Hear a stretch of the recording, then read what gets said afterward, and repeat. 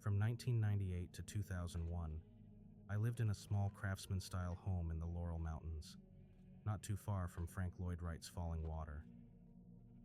The home had a twin next door that was built at the same time. By the time we bought our place, the one next door had been remodeled and expanded so extensively that it was unrecognizable. They'd added a second story and what looked like a 3-car garage. Now the story goes that the property originally belonged to two brothers back in the 1920s. They'd apparently inherited the land from their father and decided to build matching houses side by side. The brother whose house ended up getting the makeover had 2 sons, and from what our neighbors told us, those sons made good money in Pittsburgh and wanted to update their father's place. But here's the fishy part, which I personally don't buy. Our neighbor in the other house told us the 2 boys were werewolves. I didn't know this part of the story until my husband told me later on, after we had both experienced some strange things, which I will elaborate on in a moment. When he told my husband about this, he invited him in for a tour of his home. During the tour, he pulled back the carpet to show my husband a stone pentagram, which was built into the slate of the foyer floor. My husband said it was maybe 3 feet across, inlaid with darker stones, clearly intentional, not some random pattern. The neighbor claimed the sons had it put in during the renovations. He seemed dead serious about it too, which honestly made the whole thing even weirder. A month or so passed, and we got a really sweet rescue dog, a Sheltie. She was perfectly friendly, normal, and protective over my 7-year-old daughter. But over the following months, she started doing some strange things. Like sometimes I'd get up in the middle of the night to find her growling down the stairs at something. I mean that low rumbling growl she only did when she was genuinely threatened. There was never anything there that I could see.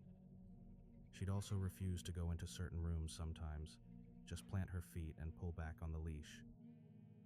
And during the day, as I was watching TV or working in my studio, and she would stand between me and the door to the dining room and growl for an inordinate amount of time, sometimes 10 or 15 minutes straight, just staring at that doorway like something was there. Then over the months, she began to get a little unpredictable. She would wet on the carpet, which she hadn't ever done up to that point, always in the same corner of the living room. And then one afternoon, completely out of nowhere, she bit me. Not hard enough to need stitches, but enough to break the skin. Now by that point I was pregnant and scared to have a biting dog around a baby, so I took her to the ASPCA. I felt terrible about it, but I didn't know what else to do. Then during my pregnancy, I started sleeping in another room away from my husband. He snored like a freight train, and it was hard enough to get rest being big and pregnant. Then one night I woke to something crawling up from the foot end of the bed over my feet and legs. I couldn't see anything and was so terrified that I couldn't even scream. I could feel the weight of it, the pressure moving up the blanket like hands and knees pressing down. My heart was pounding so hard I thought I'd pass out. I was able to put a hand up, grab the headboard, and I tried to pull myself up and away from whatever it was. This was an old rickety double bed my mother-in-law had given us for our spare bedroom, and I slammed it against the wall repeatedly. The metal frame was banging so loud it echoed through the whole house. With that noise, I was finally able to scream, and whatever was on my legs disappeared, just gone, like it was never there. I ran to the hall to find my husband running to meet me. He asked me what happened, and I didn't know what to say. How do you explain something like that? I just told him I had a nightmare. That winter, a few months after the baby was born, I was sleeping in that room with the baby, who was in his crib next to the bed. I'd moved back in there because it was easier for nighttime feedings. My mother was visiting, and we had all been enjoying an evening in front of the fireplace. The whole house was warm and toasty when we went to bed late that night, probably around midnight. Then, at about 2 a.m., I woke to the baby screaming like I'd never heard before. When I tried to get up, I was so ice cold I could barely move. The air in that room was like a freezer. My mom and husband heard the baby screaming and came running into the room to see what was wrong. My husband said, "Why the hell is it so cold in here?" The door had been open the whole time. My mom took the baby out of the room, and my husband helped me out to the hallway, beyond the open door, and the hallway and rest of the house were still warm. It made no sense. There was this invisible line right at the doorway, where the temperature just dropped. Thank God we ended up moving out the following summer. But before we did, my husband said he talked to the neighbor about our experiences, and the guy just nodded like he'd been waiting for this. He said, "Oh yeah, the two boys and their father all passed away in the house back in the 30s under really tragic circumstances. People say their ghosts still roam both properties." My husband came home white as a sheet. We never told our daughter any of this until she was much older. Sometimes I still think about that place, but I'm just glad we got out when we did.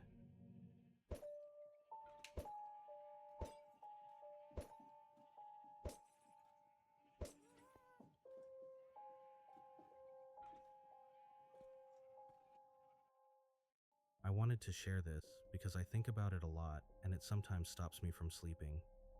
So my parents split up when I was about 10 years old, and after that I lived with my mom. Now my mom always loved horses and I grew up around them too.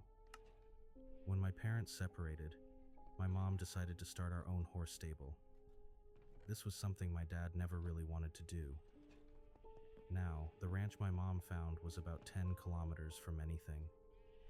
Just a few scattered neighbors here and there, and even further from actual towns with stores and stuff. On one hand, I was genuinely excited about the new place and getting to be around horses all the time since they're my favorite animals.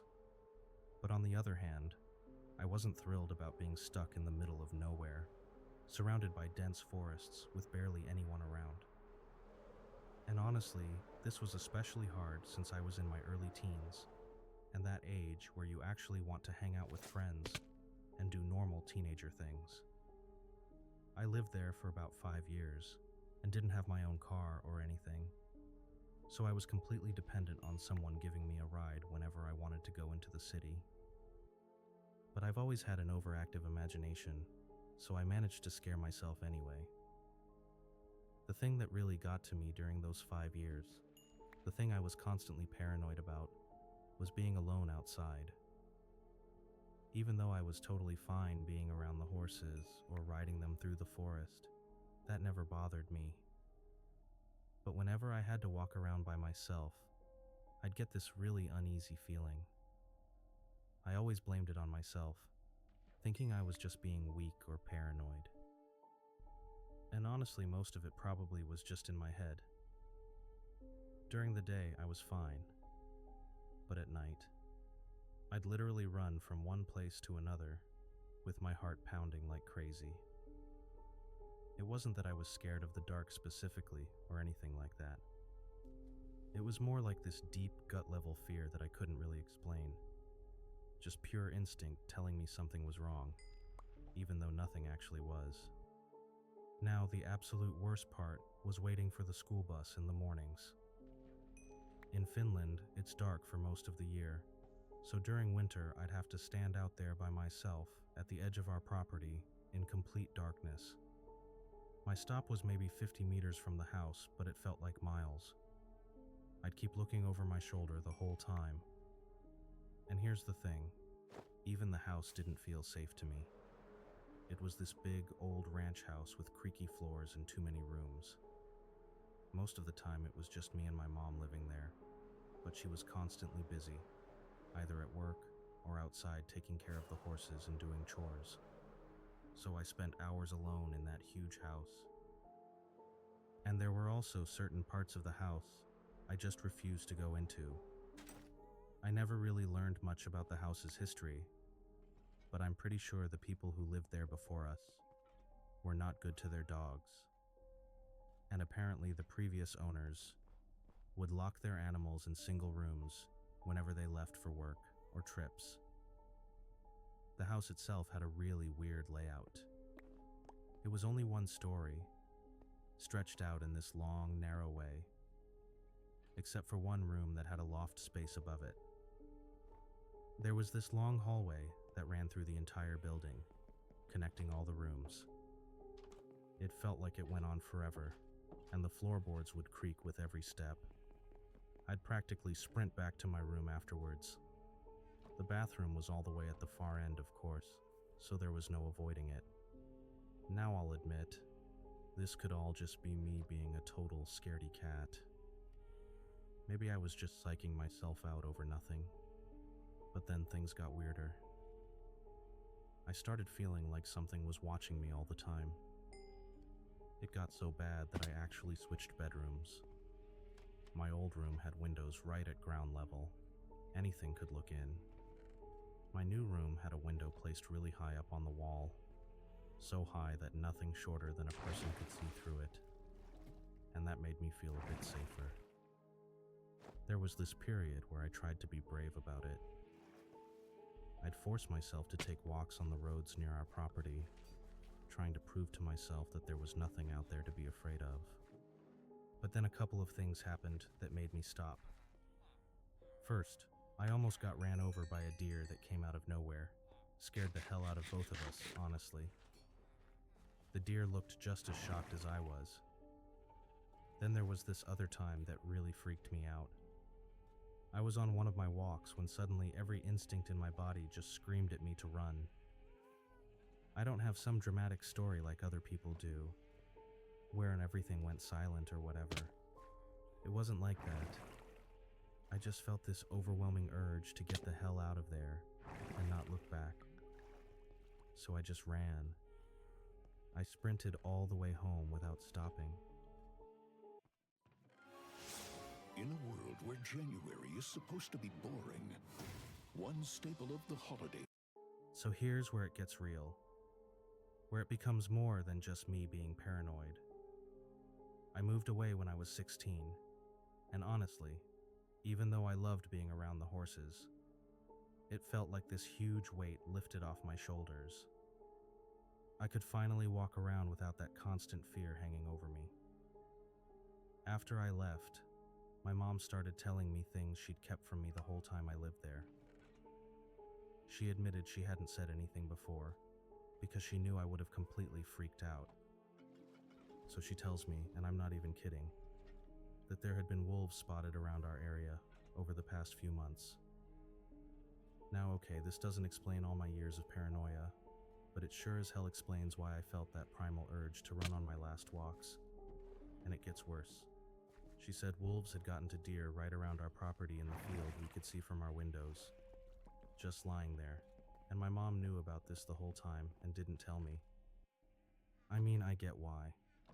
I would have been absolutely terrified and probably refused to leave the house, but still knowing I'd been walking around out there.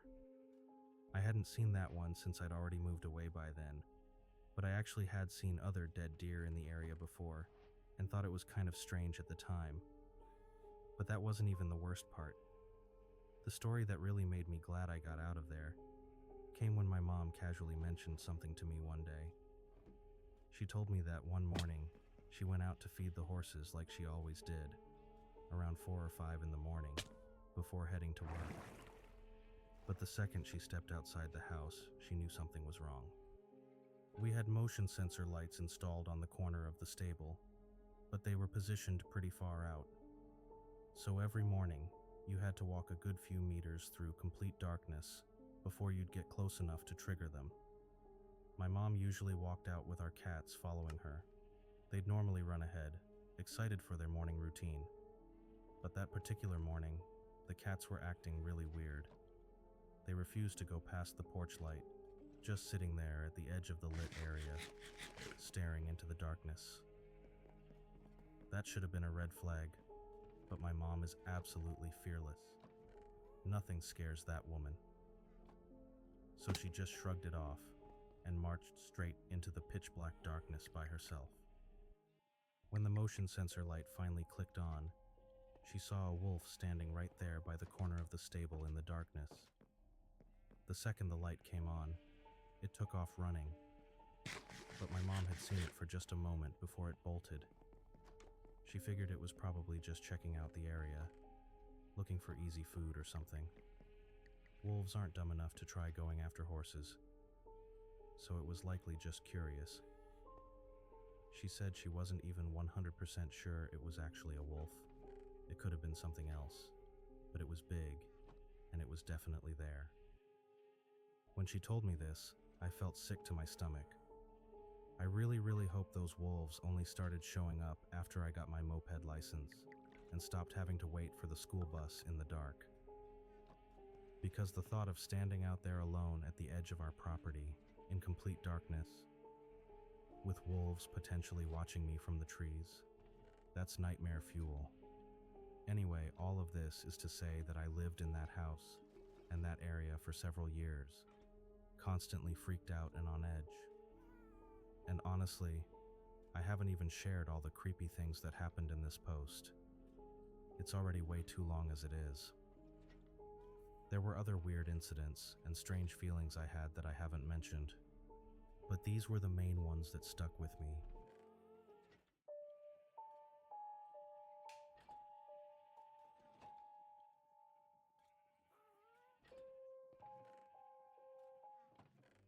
I'm a 23-year-old female, and I moved to Kentucky about a year ago to work my dream job. I work on a horse farm as a groom raising baby horses that will go on to be racehorses. The farm I work on is made up of land that used to be several farms. There are many confirmed unmarked graves and a few marked graves scattered around the property. And given the hazards of the job of caring for half-ton prey animals, who knows how many former employees might be buried here too. Now, almost every barn in use has its own ghost stories, and my own experiences happened at one barn last winter. So I had a barn partner, and our job was to check the horses out in the fields and feed them. We had one staying in the barn on limited turnout due to a foot injury. She was outside, and I was cleaning her stall while my partner was out in the fields. Her stall was the only one with bedding, a water bucket and feed tub.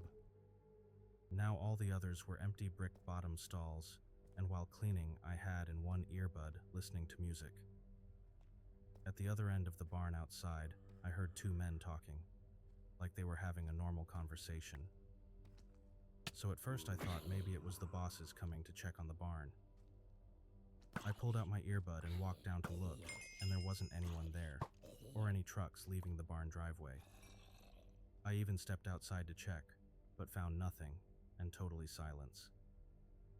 Slightly creeped out, I went back to work, turned my music up louder this time.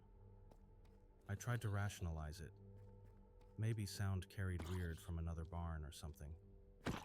But we were pretty isolated out there, and I know what I heard. Later, I was working in the break room, and I distinctly heard the sound of someone walking down the shed row, clicking the clasp of a lead rope. Click, click, click. That rhythmic sound every horse person knows, when you're walking and absent-mindedly flicking the clip with your thumb. I looked to see if my partner returned as I was still alone. Then I heard the sound of a feed tub being shook. That unmistakable metallic jangle. I grew even more creeped out. I actually called out, "Hello?" like an idiot. Part of me wanted to leave right then. But I had a job to finish, and that mare still needed her stall done. After a while, and my partner had come and gone again, I was sweeping up hay in the hay room.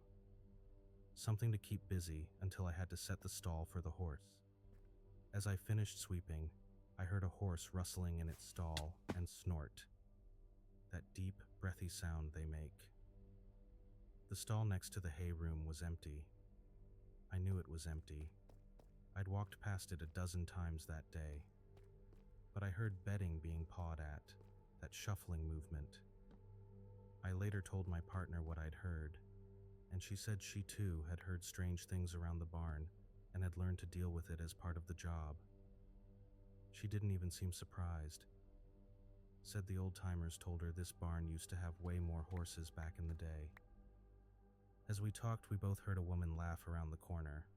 Not a creepy laugh or anything, just a normal light chuckle like someone had heard a joke. We both froze and looked at each other. We were alone at the barn. We didn't even go check. What was the point? We'd both been through enough that day. She just shrugged and said, "See what I mean? It seems like this barn is still running from a bygone time, along with us living grooms. Like we're all just working the same shift, separated by decades or maybe a century. I still work there and I still hear things. The horses don't seem bothered, so I figure whoever's there means no harm."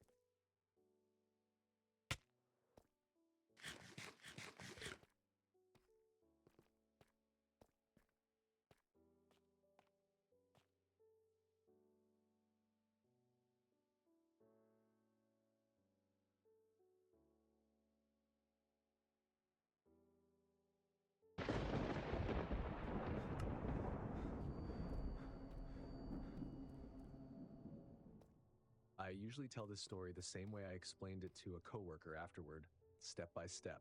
Like if I lay it out cleanly enough, it'll make sense. It was December 2018, rural Wyoming. I was a regional sales rep at the time, and I wasn't supposed to be on the road that late. 9 p.m. was the plan, 10 at the latest. But a client stretched a quick stop into something longer, And by the time I got back in the car, it was full dark and snowing. It wasn't a big storm. No warning alerts. Just that dry, persistent snow that doesn't look dangerous until you realize how long it's been falling. Mileage was fine, gas was okay, weather was manageable. I'd driven winter roads plenty. I had decent tires, a scraper, heat that worked. I kept my speed down and gave myself room. I wasn't rushing. That's what still irritates me about how it happened. There was a drift that didn't look like anything special until my headlights caught it too late. The tires lost traction like they'd hit loose sand. The car slid sideways into the shoulder and stopped, like it had decided this was where it belonged. I tried rocking it out, reverse, drive, easy on the gas. Snow sprayed up and vanished back into the dark. The car didn't move. I grabbed my phone. No service. Not even a fake bar. I sat there a moment, staring at the screen like it might reconsider. Outside, the snow rushed past the headlights in sheets. The wipers squeaked as ice started to build. Everything beyond the beams felt erased. I ran through the mental checklist. Stay with the car. Run the heat in intervals. Don't let the tank drop too low. Someone will come by. I checked the rearview mirror. Nothing behind me. Just the narrow tunnel of light and blackness beyond it. Then I saw headlights far down the road. 2 small points, bobbing a little. Relief came without thinking. I flashed my brights twice. The headlights stayed visible for a second, then slid sideways and vanished into the snow like they'd taken a turn and I couldn't see. That was when the night started to feel bigger. I checked the fuel gauge. A little over a quarter tank. Enough, but not comfortable. The heater was working hard. I could almost feel the needle lowering. I made the decision that felt responsible. Run the engine for a bit, then shut it off. Conserve gas. The first time I turned the car off, the silence inside went from quiet to sealed. Like the car stopped being shelter and became a box. Snow tapped against the windshield. The engine ticked as it cooled. My breathing sounded too loud. I tried texting my brother even though I knew it wouldn't go through. It's not logical. It's just what you do when you want to feel less alone. The message didn't send. It just sat there. I was staring at it when I noticed movement near the passenger side window.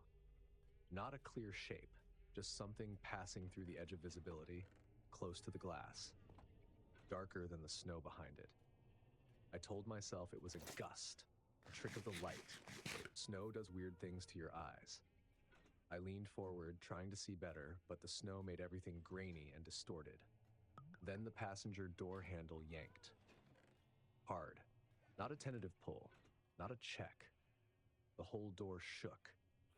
I sat up so fast my seatbelt locked. My hand went to the steering wheel like it could anchor me. I didn't shout. I didn't move. I stared at the door, listening to my own breathing and the hiss of snow outside. My brain scrambled to catch up. Who would be out here? On foot? In this weather? I went for the ignition and fumbled it. The starter ground rough and ugly before the engine caught. The dashboard lit up. The headlights flooded the shoulder, turning the snow into a bright, chaotic blur. For half a second, I saw movement near the passenger side, low and close, stepping out of the light. Snow makes liars out of your eyes. Everything is half-formed. I threw the car into drive. The tires spun uselessly. I rocked it harder than before. Reverse, drive, reverse. The wheels caught, slipped, caught again. The car lurched forward and climbed onto the road.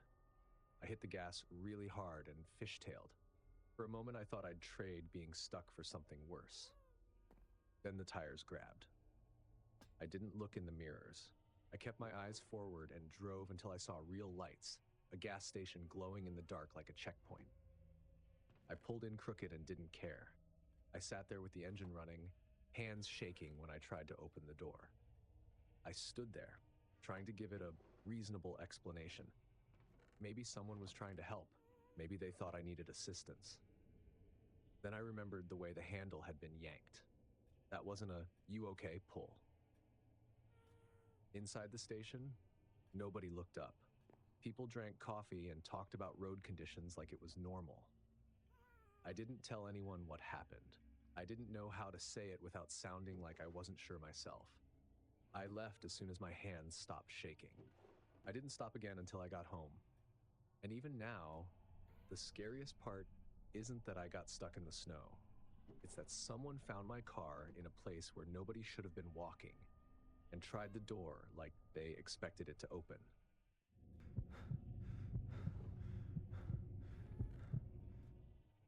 I live in a duplex in Madison. Shared wall, shared driveway, shared everything you don't think about until something goes wrong. In winter, the place is never truly quiet. Wind presses against the siding, the heat clicks on and off. Pipes shift and knock like the house is adjusting itself. I can tell you the exact second I made the wrong choice. Not when I opened the door. Not even when I heard him. It was earlier. Standing in my hallway with my hand on the lock, already halfway through that quiet argument where you convince yourself your instincts are exaggerating. You're being dramatic. It's a blizzard. People need help. You're not going to leave someone out there. That night in February 2020, a blizzard had been working over the city since late afternoon. The kind that makes everything look softer and emptier at the same time. I'd been inside all evening. No errands, no plans. Just my laptop open at the kitchen table, a stack of notes, and a cup of tea that had gone cold half an hour ago. Grad school shrinks your world. Everything becomes deadlines and paragraphs that don't feel real until you submit them. I was deep in that headspace when the knock pulled me out of it. It wasn't loud. It wasn't aggressive. 3 taps, a pause, then 2 more. I stared at the door, waiting for the sound to turn into something normal. A neighbor, a delivery mistake, anything that made sense. Then a man's voice came through the door. "Hey, sorry, I'm freezing. Can I just warm up for a second?" The tone was calm and polite, almost embarrassed. The kind of voice you'd expect from someone asking for directions. I stood up slowly, walked to the door, and checked the peephole. The porch light was on, but the snow was blowing sideways, blurring everything. I could make out a hooded shape close to the door, too close to see details. "Please," he said again. "My phone died. I'm not from around here. I just need a minute." My brain started building explanations faster than it was asking questions. Maybe his car slid off the road. Maybe he got turned around. Maybe this was exactly the situation people talk about when they say, "be kind." Then the quieter part of my brain cut in. If his car died, where is it? Why my door? Why not the main road? I looked toward the window by the sink that looks out over the driveway. Snow had piled against the steps. Beyond that, the street was just white. No headlights, no idling engine. I checked the peephole again. He hadn't stepped back. If anything, he was closer, like he'd leaned in to listen. I should have stopped there. Instead, I did the thing that still makes me angry at myself. I cracked the door just a few inches and relatched the chain, telling myself that was a smart compromise. Cold air shoved its way inside. So did the sound of the storm. I could smell him too, wet clothes, and I could see how close he really was, right at the threshold. He started talking the instant the door opened, like he'd been waiting for the cue. Thank you, I'm sorry. My phone died and I just need to warm up for a second and maybe charge it and I'll go. I swear." Words stacked quickly, one on top of the other. Gratitude with pressure underneath it. I kept my hand on the door and my foot braced behind it. I said, "I can call someone for you. I can call the police." He looked over my shoulder into the house, scanning the place real fast. No, it's fine," he said immediately. "I don't want to make a big deal. I just need to step in for a second." Except he wasn't acting like someone desperate for warmth. His shoulders weren't hunched, and something about his breath bothered me. It wasn't as visible as I expected for someone claiming they were freezing. I looked down toward the porch without thinking. The snow on the steps was uneven, but mostly smooth. The footprints didn't line up with the walkway. They angled in from the side of the yard near the fence where it's darker. That was when my instincts stopped being vague. This man hadn't come the normal way. I started to close the door. "I'm sorry," I said. "I can't let you in." His expression changed. His foot shot forward and wedged into the gap. The pressure was immediate, hard. The chain snapped tight, and the door lurched in my hand. The frame made a cracking sound. He pushed again. I shoved back with my shoulder, planting my foot on the floor. My thoughts collapsed into action. "Get your foot out," I said, and my voice didn't sound like mine. He didn't yell. That scared me more than yelling would have. He made a strained sound and kept pushing. I yelled toward the shared wall, not even sure my neighbor was home. "Hey, call the police. He's trying to get in." The door flexed again. The crack in the frame widened like something giving up. I kicked at the bottom of the door and the angle shifted just enough for his foot to slip free. I slammed the door shut with everything I had. Deadbolt. Handle lock. I stood there leaning against the door, trying to listen. Just silence. Not the kind that means someone ran away. The kind that makes you wonder if they're still standing there, listening. I backed away slowly and grabbed my phone. When I called 911, I kept my voice low. Not because I was calm, but because the idea of him hearing exactly what I was doing felt wrong. The police didn't arrive quickly. Roads were bad. It made sense. Waiting didn't. When they finally showed up, they examined the door and the chain and the crack in the frame. They walked the yard with flashlights and found nothing. Snow had already softened everything. They used phrases like attempted entry and probably opportunistic. They told me I'd done the right thing. The crack was thin, but undeniable. A mark where something I trusted had almost failed. He didn't need a weapon. He just needed me to hesitate, to worry about being rude, to doubt myself for a few inches. After that, I stopped opening the door at night, even when the voice sounds normal, even when it sounds polite. Because I learned something that winter I still don't like admitting. Sometimes danger doesn't break in. Sometimes it waits for you to unlock it.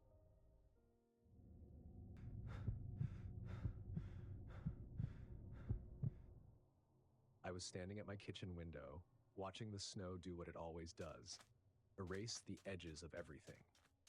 The porch light was on, but the storm was already swallowing it. The beam barely reached the steps anymore.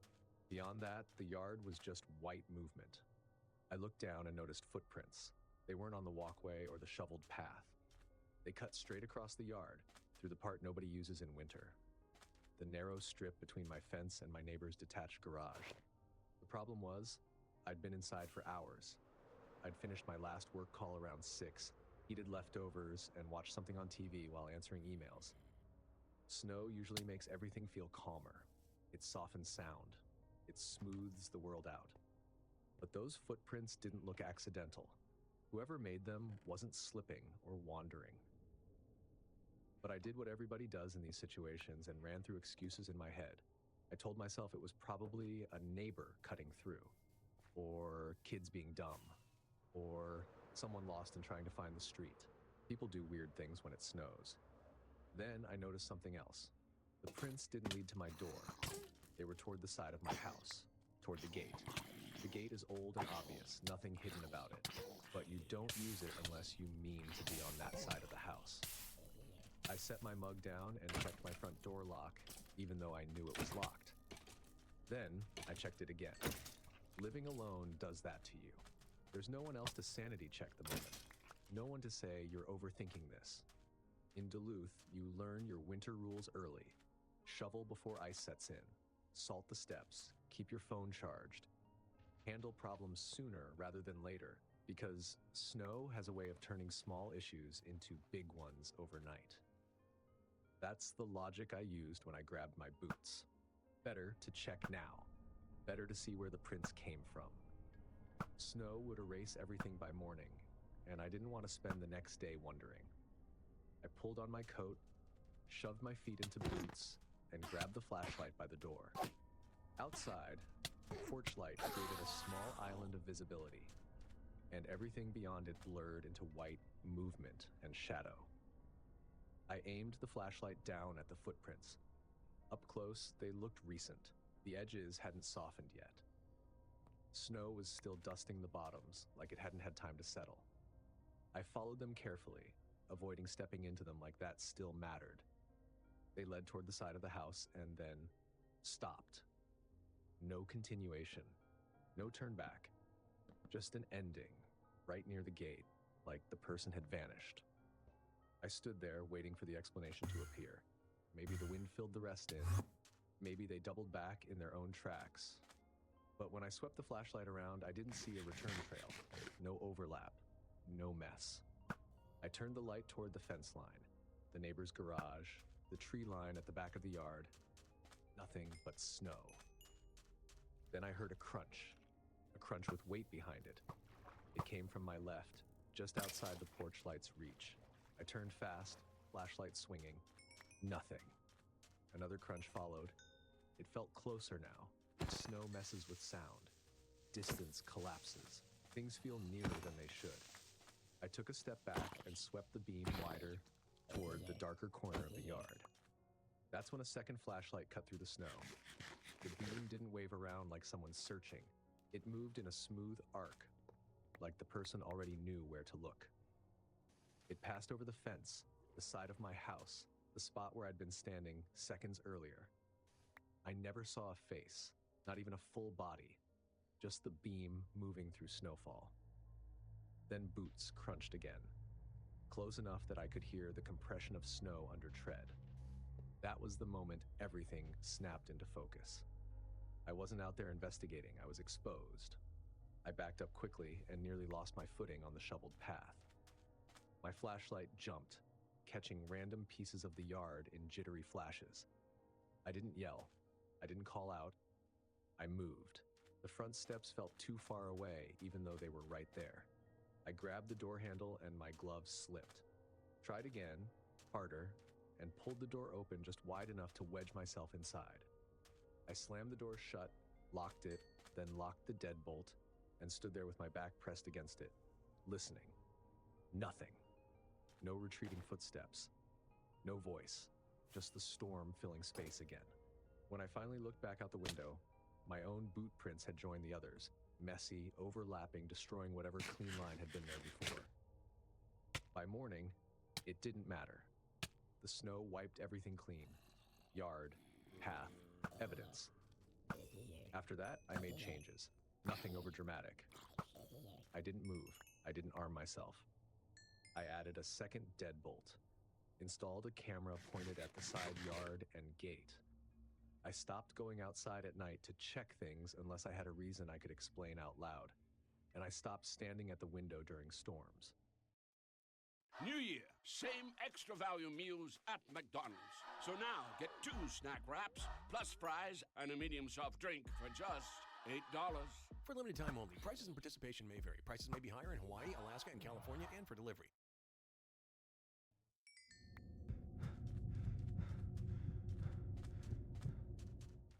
The first time I heard it, I stopped mid-mop.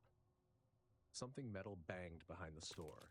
It wasn't the kind of rattle you get from wind or a loose sign. This sounded like impact, like something solid hit something else. I remember thinking, please be a cart. Please be a pallet. Please be anything that doesn't involve a person. It was March 2021 in Spokane, and winter still had its grip on everything.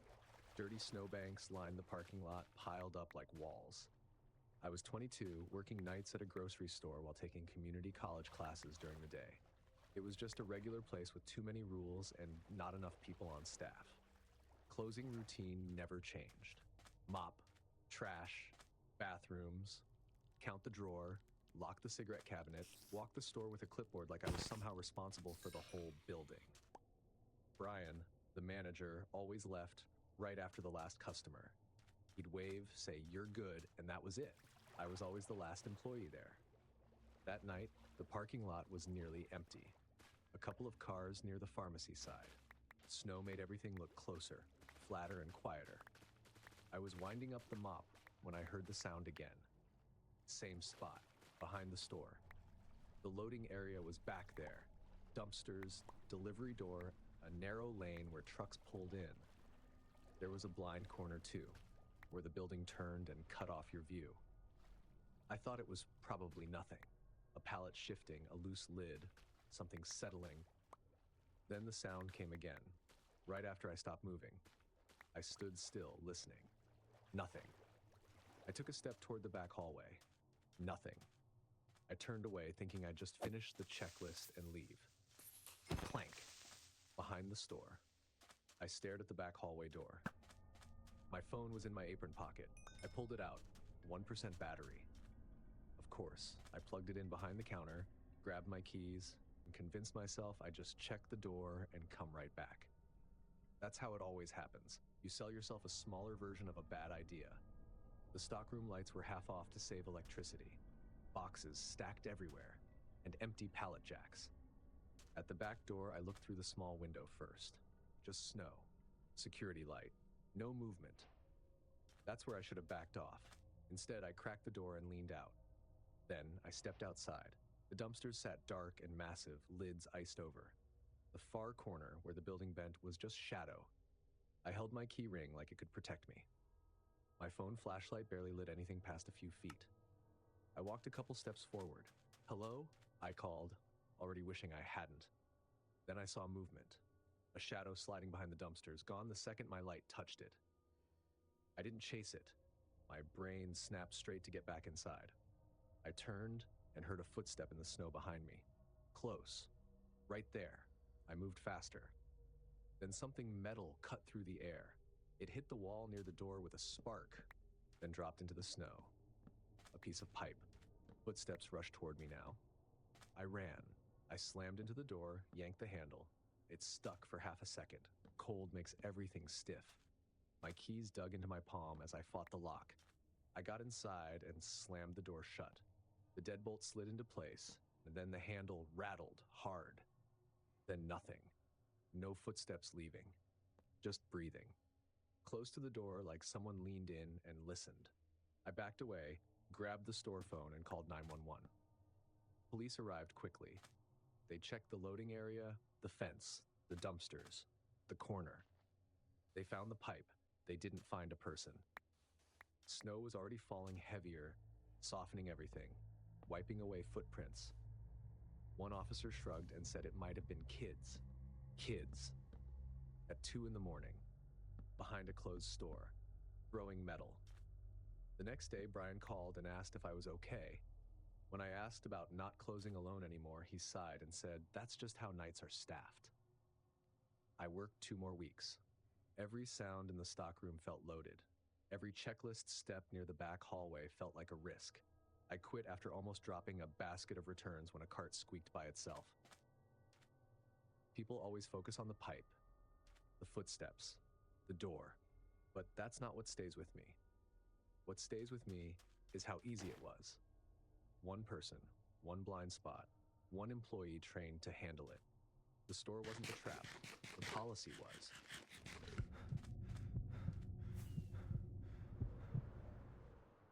It was late September in Austin, still hot even after dark. I'd been on campus all day, then worked a short shift, and by the time I got home, I was running on fumes. My apartment complex was quiet, nothing unusual for that hour. Bright hallway lights, beige walls, the smell of carpet cleaner that never quite goes away. I was walking down the 3rd floor hallway when I heard someone behind me say, "Hey, sorry, can I ask you something?" That didn't feel threatening at all. I turned, already loosening my backpack strap, ready to answer quickly and move on. He looked normal. Late 20s, maybe early 30s. T-shirt, shorts, flip-flops. Nothing about him screamed danger. He had that practiced half smile people use when they're trying to seem approachable. "Do you live up here?" he asked. "Yeah," I said. "Oh, cool. I just moved in, trying to figure out if the Wi-Fi here is always this bad." I laughed because it was easy and familiar. "Yeah, it kind of is." He stepped a little closer, closer than necessary. I turned toward my door, signaling that the conversation was ending. He adjusted with me. "So what do you do?" he asked. "I'm in school. Communications." "Oh, nice," he said. "Like social media stuff?" "Sort of." And he kept going. "Do you live alone?" The question didn't belong with the rest of the conversation. I smiled anyway. "I have roommates." It wasn't true. but lying felt easier than explaining why the question bothered me. "Oh, so you're not here by yourself much," he said. I didn't answer. I shifted my keys in my hand and turned slightly toward my lock. "Well, I should get inside," I said. "Early morning." He didn't move. Instead, he leaned just enough to see past me toward my door. "What time do you usually leave?" The hallway suddenly felt narrower. I realized then that I couldn't unlock my door without turning my back on him. My keys felt useless in my hand. I stood there, frozen in indecision, still trying to be polite instead of decisive. "Have a good night," I said, forcing a small laugh. He didn't laugh back. "Wait," he said, and reached out. His hand closed around my arm, just enough pressure to test what I'd tolerate. I pulled back instinctively. He tightened his grip slightly. "You seem cool," he said. "I've just been trying to meet people." My throat went dry. I looked down the hall, hoping someone would open a door. Anyone. I tried to speak, but my voice came out thin. "I really need to go." He stepped closer, and his grip didn't change. That's when the stairwell door opened. It was just a click and a heavy swing. A guy I'd seen around, older, carrying groceries, walked into the hallway. The stranger released my arm instantly. His face shifted in a blink. Friendly, relaxed, normal. "Hey," he said to the man passing by. The man nodded and kept walking. The stranger turned back to me, smiling. "Nice meeting you." Then he walked away, unhurried, disappearing down the hall. I stood there, my body not caught up with what just happened. Then I jammed my key into the lock, scratched the paint, shoved the door open, and locked it behind me. Afterward, nothing happened. No chase, no police, no dramatic ending. Just a moment in a hallway that replayed in my head over and over. I sat on my couch and did the thing I hate admitting. I minimized it. Maybe he was just awkward. Maybe I misunderstood. Maybe I overreacted. But when I looked at the faint mark on my arm, I felt sick because I knew what I'd felt in that moment. He wasn't confused. He wasn't socially clueless. He was testing. He wanted to see how much space he could take without resistance. After that night, I changed small things. I waited in my car if someone lingered near the stairs. I pretended to be on the phone in hallways. I stopped smiling by default, and I stopped worrying about being rude. Because I learned something that night, something I wish I'd learned sooner. Not wanting to be rude is exactly what some people rely on. If this video made you rethink just checking real quick, smash that like button, hit subscribe so you never miss the next nightmare, and let me know which story got under your skin. And if you still believe nature is peaceful once you're far enough from people, click now to watch 4 really disturbing hiking stories. Turns out, isolation doesn't make you safe. It makes you available. Thanks for watching. Stay alert, stay safe, and I'll see you in the next nightmare.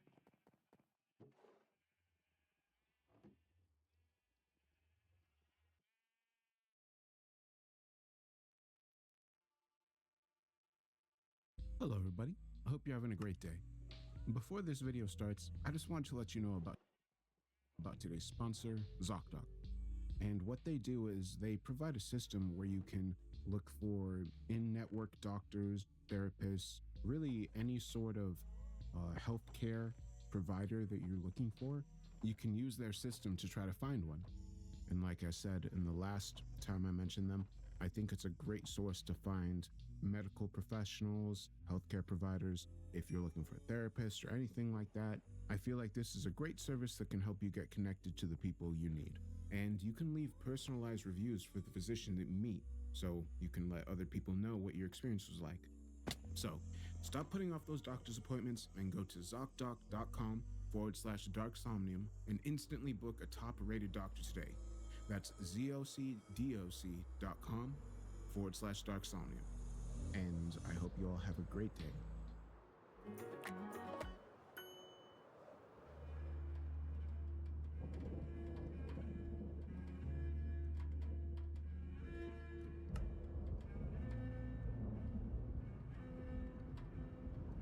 The madness brilliance of the eyes is the lure of the abyss. Sirens lurk in the dark depths of pupils as they lurk at the bottom of the sea. That I know for sure. Jean Lorraine, Monsieur de Foucault. Hidden along the gloomy northwest coast of England, where the churning grey waters of the Irish Sea crash and break endlessly upon the ancient British sandstone, there can be found numerous isolated communities nestling in the lonely Cumbrian countryside.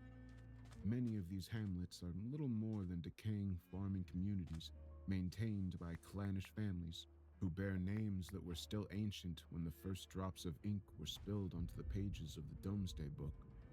One of the more prominent towns in Seascale, a former Victorian resort that has stubbornly dragged its feet towards modernity over the last century. Just 90 years ago, Seascale was little more than a collection of farms, but the Furness Railway Company had come along in 1879 and connected Seascale to the larger port towns of Whitehaven in the north and the Barrow and Furness to the south. The natural beauty that surrounded Seascale was ripe for development, and the railway company put plans in motion to convert the sleepy hamlets and farms into a bustling seaside resort. The huge crowds never came, however, and only a few large buildings, one being the impressive Scafell Hotel that still stands today, had been constructed, though it sees fewer and fewer visitors each year. Most who come to Seascale were simply stopping by on their way to explore the beautiful valleys on their way to the Lake District, rather than the town itself. It was a little more than a convenience for travelers making their way to a more exciting part of the country. The Furness Railway Company had dissolved in the 20s, after which a few more rail firms then took over the lines. But these too dissolved, until nationalization brought them under the purview of the newly minted British Railways. The state-run railways quickly gained reputation for neglecting the north, focusing instead upon the vast network of lines that connected London to the rest of the south. When the lines started to be electrified, however, British Railways finally looked north and rolled out a plan to upgrade the lines from London to Liverpool, Crewe, and Manchester. The Cumbrian coastline was next, the last vital step in modernizing the tracks from London to Carlisle. I was working as an inspecting officer for the British Railways during the first, and so far, the last time I set my sights on Seascale.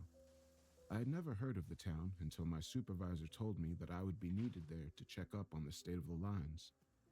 2 weeks earlier, a team of workers had been sent ahead to start repairs, and I was needed to oversee the operation and make a report.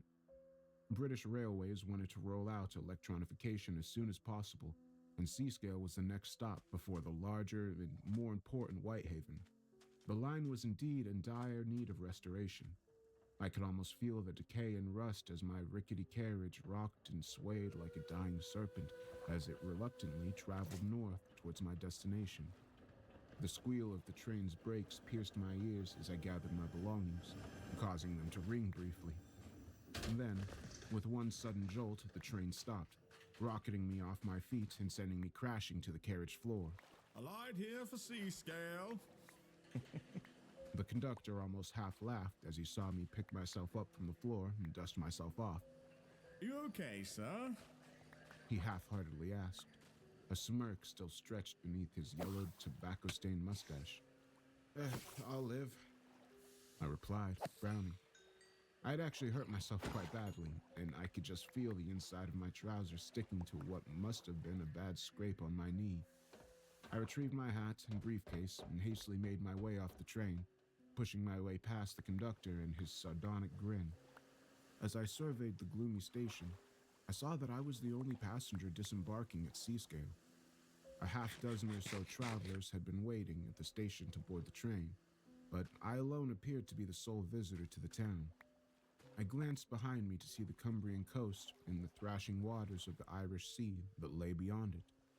From there, I can make out the famous Seascale Beach, popular tourist attraction in the summer, but at this time of year, at this time of day, it was nothing more than a loathsome stretch of clogging sands and brine-eroded stone. Around the beach, thick tufts of spiky grass jutted defiantly out of the sands. They swayed as I watched them dance in the sea breeze. But it was the waves that truly held me in the grip of fascination. Those foaming, writhing waves that ebbed and flowed eternally, crashing upon one another ceaselessly, each bearing the fury of Triton himself. There was something about those gray waves that at once called to and repelled something deep inside my soul. I stood there for several minutes, transfixed, before noticing that the wind gathering around me had brought with it all the hideous odors of the sea. Disgusted, I instantly pulled my jacket to my nose and left the lonely station behind. As I made my way towards town, I noticed the first heavy droplets of what would later become a furious storm strike the top of my hat as I hurriedly made my way up the station road. The sky was growing darker with every step, and I glanced upward once or twice to see the thick gray and greasy clouds converge in the heavens above me. The squawking of gulls echoed in the distance, and the first rumblings of thunder rolled through the air. The streets were mostly deserted, save for a few furtive figures who were hurriedly running to cover from the rain. As I reached the top of the road, I noticed a large church across the street to the left of me and a curious stone water tower to my right. My destination, however, was the Scarfell Hotel, the largest and grandest of all the accommodations available in town. I had previously heard of the hotel, having been recommended to me by a young couple who made it their habit to stay there every year in the summer. Thankfully, the hotel was close to the station, and I managed to avoid the worst of the storm as it unleashed itself fully upon the town.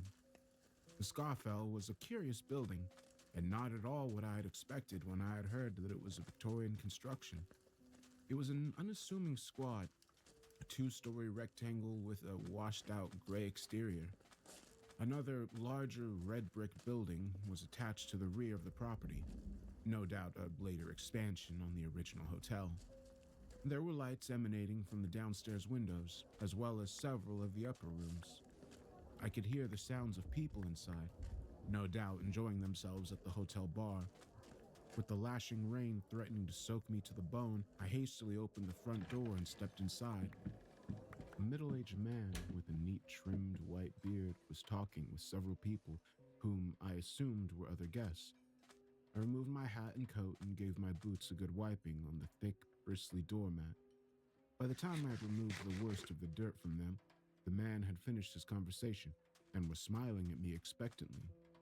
I returned his smile with a weak one of my own and walked towards the reception. Hell of a day, isn't it? He said, gesturing at the torrential downpour that was hammering the windows outside. Indeed, I replied. I think I managed to avoid the worst of it, but it still gave me a good soaking. He nodded before continuing. I have a towel behind here somewhere, I think. He bent down and started to rummage beneath the counter before returning with a sandy-colored towel, which he offered me with another smile.